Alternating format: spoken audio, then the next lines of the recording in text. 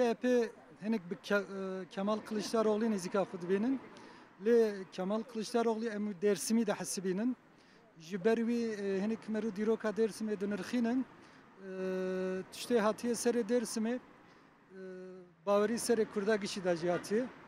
Jibervi emdven CHP henek nezik yemebe. Yani CHP disazı aştı tuhaze. Partiye dine her dedine nakhwazın. AKP ve MHP nakhwazın. Ku CHP derkevi CHP rabıka başı. Ku CHP dışında alternatif AKP bu tabi şartmanı koybedir mardını AKP ancak MHP imkansız etişki imkansız.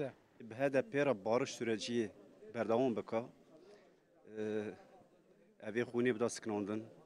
Li gela xwedî derkevî em dixwazin HDP bîra bikevê tekliyê. Dulxwaziya me ku bibû yeterlî bi CHP re ancak em sağlıklı diye çekin.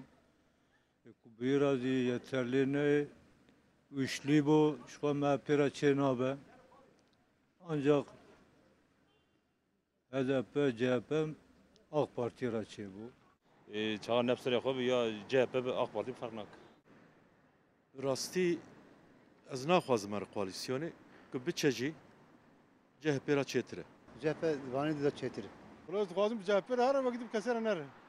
Bi kîjara uygun e, bi kîjara kî dida sıknandinê vê xûnê vê ew ê dida sıknandinê se birabuwara bikin. Valla ez CHP hinkî olumlu dibînim yani. Pir zêde ne normal yani CHP hinkî olumlu ye.